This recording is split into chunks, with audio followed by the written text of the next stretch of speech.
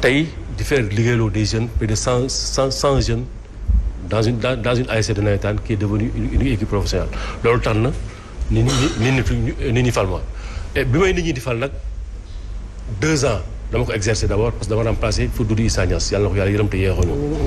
bi ma ko remplacer def naa ay réalisation commencer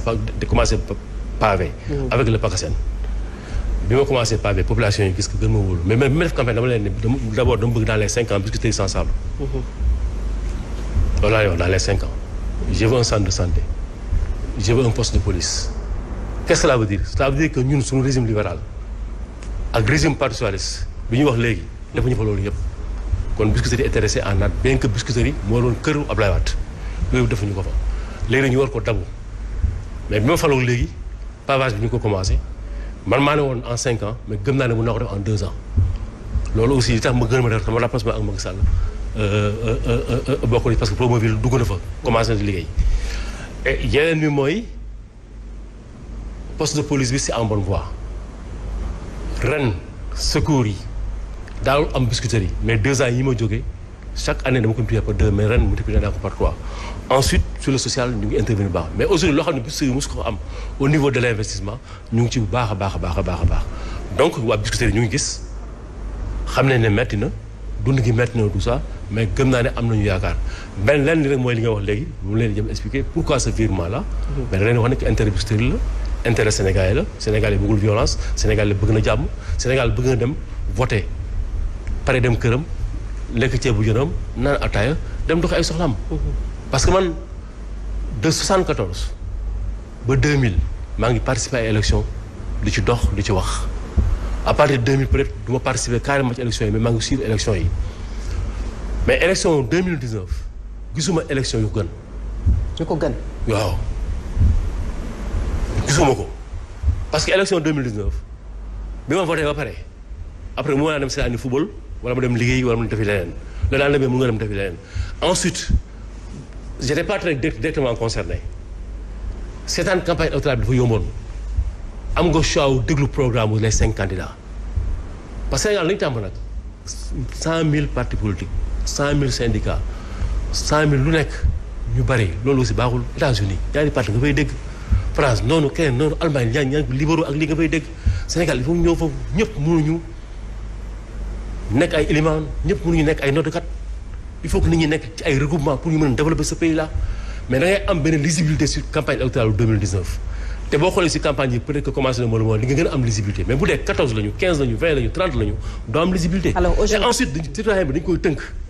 ñun télévision yi émission yi ngeen a jaarale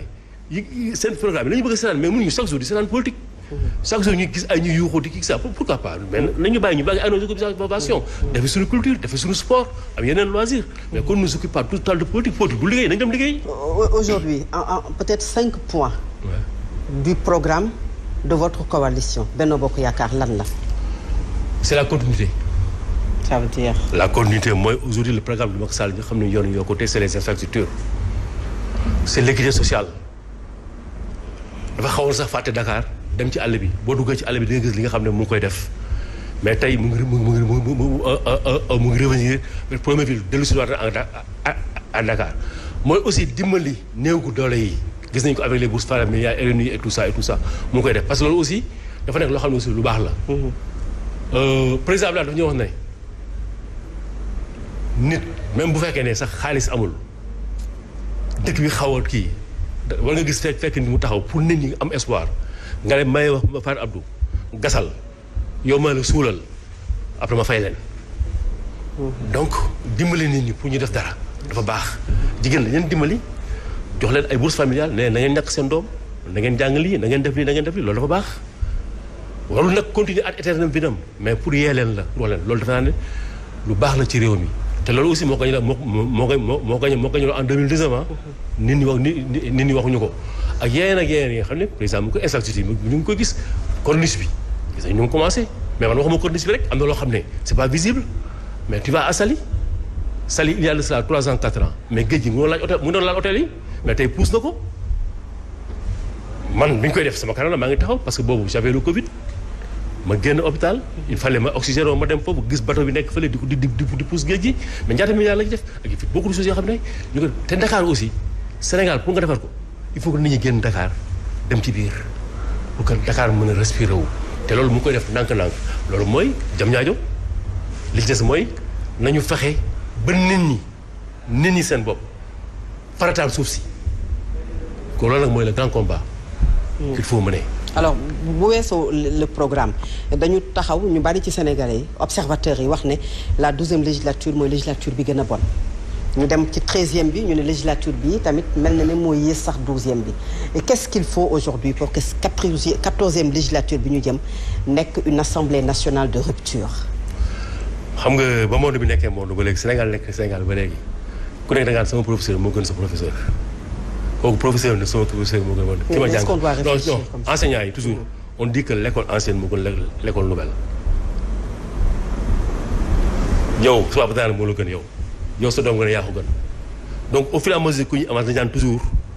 12e législature 13e moo gën 13e moo gën 14e comme ça c'est comme ça le monde. maintenant nag oto yi génn yu gën a bees yi ñoo gën a rafet. mais est-ce que noonu la ñu war a réfléchir ñoo gën a moins service. est-ce que noonu la ñu war a réfléchir assemblée nationale xeex assemblée nationale u saagante moom la ñu gis ci 13e bi est-ce que réflexion bi foofu la war a nekk que ne de tout temps dañu c'est pas bon dama koy condamner. mais c'est des choses qui peuvent arriver. day am France am na Brésil day am États-Unis c'est day am dans notre famille l'Assemblée nationale c'est le reflet de notre société c'est le miroir de la société Assemblée nationale ba damay dégg des fois ñu Assemblée nationale ku fay dem da nga war a jàng fan la ñu teg loolu teguñu ko fenn mais ñi jàngul ñoo la war a représenter. Assemblée nationale jigéen ñoo war a mën a représenter jigéen yi. médecins yi ñoo war a mën a représenter médecins yi donc Assemblée nationale dafa am couche société yëpp war na am ay bagages mais bagages yi mais warul dafa war a minime nag à un niveau am na le niveau ne doit pas être très bas mais accidentellement war na mën a am mais muy am toujours baaxul. mais c'est des choses qui peuvent arriver. mais peut-être balaa may jox beneen rek jëm ci ku wax Djibril Wade daf lay yóbbu ci sport. Déjà Assemblée nationale c'est tout économique culture sociale politique mais sport également souvent peut-être ñi nga xam ne ñoom ñoo ci nekk du ñu sentir seen bopp bu baax a baax ci Assemblée nationale ban apport nga jàpp ne mën nga ko indi ci Assemblée nationale ci sa domaine du sport. moo tax ma bëgg dem foofu. bëgg naa dem foofu pour sport bëgg naa dem foofu pour biscuiterie bëgg naa dem foofu pour la jeunesse sénégalaise pour l'emploi des jeunes pour l'activité des jeunes mais le sport je l'ai dit peut-être wax naa ko sànq. peut-être dañ ko suul dama ne aujourd'hui li gën a fondamental mooy la charte du sport dañ ko war a changer. loolu moom ça va être une bataille de Djibi Wade moo tax damay convier tous mes amis sportifs que ñu soutenir ma ci loolu et damay convier sax à un regroupement pour ñu toog waxtaan ci loolu. ci fan yii di ñëw ñu jàppale ma ci sama campagne électorale ci loolu je demande à tous mes amis du mouvement navétane parce que man nag 80 ba léegi maa ngi ci mouvement navétane génnuma ci maa ngi dans le mouvement sportif génnuma ci donc les problèmes de sport xam nañ ko li mu bëgg ñu toog ñu waxtaan ci pour que loolu ñun ñoo ko war a mën a ñafe mu dugg bi Assemblée nationale pour que ñu def ko ñu transformer ko en projet de loi parce que tey moom laa la wax sànq ne ko ñun nous disons que nous faisons un football professionnel alors que leur cadre législatif ne prévoit pas un football professionnel actuellement dañu toléré rek ñu koy def loolu il faut ñu génn ci. alors monsieur le maire donc loolu loo xam ne lu ñu war a corriger la. donc man léegi sama dugg foofu. importance boobu moo tax ma demandé à tous les sportifs de voter pour Mohamed Djibril Wade. alors parlons de la gestion des collectivités territoriales sànq yaa ngi ciy dugg on a vu que ni maires yi am nañu ay problèmes am nañu ay difficultés mais ñi ngi ciy génn yaa ngi wax sànq PACASEN yaa ngi wax ay Promoville ak ñiy jàpp ci combat beeg yooyu mais fan ngeen di jëlee tey xaalis bu ngeen di defee social. Ben, dans notre budget, bon, par exemple, aujourd'hui, dans ma mairie, sama maire la mën a wax, j'ai trouvé un budget effectif oui. En recette 300 et quelques millions. moom laa mujj fekk ci sama bi may jël. année bi topp ma yóbbu ko à 600 millions. ren pratiquement maa ngi ci presque 1 milliard. foofu laa ko bëgg a yóbbu. donc ci foofu la ñu ko jëlee en recette ensuite parfois il peut arriver que nga gouvernement bi dimbali la comme ci PACASEN bi mais PACASEN bi nag il faut que tu sois éligible. il faut nga remplir ay conditions. dans le minimum d'abord il faut que ngay voter sa budget à temps il faut que sa compte administratif nga koy xool il faut yooyu boo ko remplir nag après nga bénéficier PACASEN bi maintenant nag boo ci bénéficié yaay xool xaalis bi fan nga koy yóbbu. d'accord askan wi dañuy yaakaar ci yéen trop gis nañu tabaski korité ni ñuy songee maire yi pour jël fa ndimbal alors loolu est-ce que mën na continuer est-ce que mën na wéy est-ce que yéen du ngeen changer stratégie pour jàppale askan wi parce que chaque jour nit ki nga koy jox loxo di ko muy tàllal nga di ko jox est-ce que loolu finalement bu demee ba continuer sax du tàmm habitude boobu. waaw ñun waa askan bi boobu damay dugal sa bopp ci askan bi booy la ci aussi. ñu ñoo war a changer notre manière de faire. mais est-ce que yéen aussi di ngeen jàkkaarloog askan wi des fois di leen wax la vérité parce que des fois pour bëgg ku leen voter léeg-léeg peut-être que da ngeen di raayal mbir mi. parce que tey gis nañu ne maire yu bëri dañu diggoon seen population yi dinañ leen utal liggéey et cetera mais après day indi frustration incompréhension entre l'élu ak ses administrés. non je ne pense pas Ndeye Diagne xam nga même boo nekkul maire nekkoo dara nga nekk dans un quartier populaire waxuma la ñu dëkk dans les quartiers chics forcément doo dara am nga relation booy am nga nit ñi bu ñu amee problème dañu ñëw wax la ko yéen bu amee problème da nga ñëw wax ko man yow bu ñu mënoon taw tey nii rek am na lu mu ñëw soo amee problème dama ñëw diis la ko di nga am des fois réeré ba nga xam ne Sénégal ñu ñuy vivre noonu il faut que aussi culturellement mais est-ce que mën nga dëkk aussi tamit di faj soxla yi ci anam boobu aussi tamit. waaw loolu nag c'est un problème culturel boo xam ne ñun ci suñu guide religieux yi ñooñu ci war a mën a dimbali pour génne ko ci bopp population yi. yéen amu leen ci part yéen. am nañ ci part ngeen taxaw tenir langage xam nga dafa am ñoo xam ne dans certains pays on dit aux populations on leur interdit de tendre la main. absolument dans certains pays. jarul ma leen koy wax. Sénégal peut-être que du loolu mais am na yoo xam ne culturellement il faut ñun ñooy xool suñu manière de vivre suñu manière de faire lan moo ci baax lan moo ñuy faire progresser loo ak lan moo ñuy stagner loo li ñuy stagner loo ñu ñeme taxaw def ci benn forum waxtaan ne lii daf ñuy tareel nañ ko bàyyi ñu jël am su yaakaar ne lii nañ ko bàyyi am ñu jéem ko bàyyi. en quoi faisant jàkkaarloog askan wi wax leen la vérité. parce que gars yi bu élection bi tey dégg duñ leen nangoo wax. mais merci en leur disant la vérité. de suñu doom yi nga xam ne tey amaguñu 15 ans yor leen ci loolu. xam nga tey il faut que ñun gëmloo Sénégal ne que d'abord sur le plan religieux que tabaski du fête sacrifice la. korité mooy fête man de pays arabe yi ma visité yëpp korité la ñuy feetu tabaski duñu ko feetu la grande fête c'est la korité donc nit ñi duñu sonn parce que nee nañu nit ñëw na seeti benn sëriñ murit bàyyi laata na xam nga Sëriñ Fallu ne ko awma tabaski mënu ko amoo li mënu ko wàcc na la. xam lu dégg nañ ko anecdote boobu dégg nañ ko ak keneen yeneen dëgg mais il faut que ñun aussi ñu tàmm nànk-nànk lay doon suñu xale yi parce que man fi mu nekk nii mënoo maa changer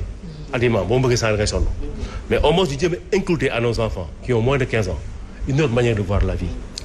une autre manière de faire. est-ce que am nga programme soxal lu jëm ci wàllu parce que c'est très important li nga nekk di wax 15 ans muy génération bi nga xamante ne ñu ngi commencé di màgg ñu war leen a yar ci liggéey peut-être bañ a xeeb liggéey yow sa commune lan nga prévoir foofu est-ce que yaa ngi def ay rencontres yoo xam ni c'est uniquement pour sensibiliser les jeunes. merci beaucoup moo tax man ma créé benn gilet orange jël xale yi di leen jéem a occupé ci xool koñ bi xool maison de location yi yenn kër ñooy maison de location yi kër ñu location. xool ñi fi dëkk yan étranger ñi fi dëkk parce que d'abord une mairie d'abord loo xam ne ñu ko liggéey Sénégal c'est d'abord l'information yow Sénégal bu fi gënoon léegi nga dem Gambie wala nga dem bon dëkk boo duggee ci dëkk bi rek ñoom autorité dëkk yëpp yëg nañu Sénégal ngay dugg ba génn doo gis alkaati bu la arrêté nga nekk un étranger je ne suis pas contre les étrangers mais il faut qu'on sécurise nos pays surtout ñun ne quartier populaire laa yi ñu dëkk ay Pikine Parcelles Assainies Niayes Tally et cetera donc ñun maire yi on a un devoir de faire loolu nag il faut ñu jël xale yi di leen ci liggéeyloo tàmmal leen une manière de faire et ensuite leur tenir un discours de vérité li nga wax léegi discours de vérité il faut que ñeme ko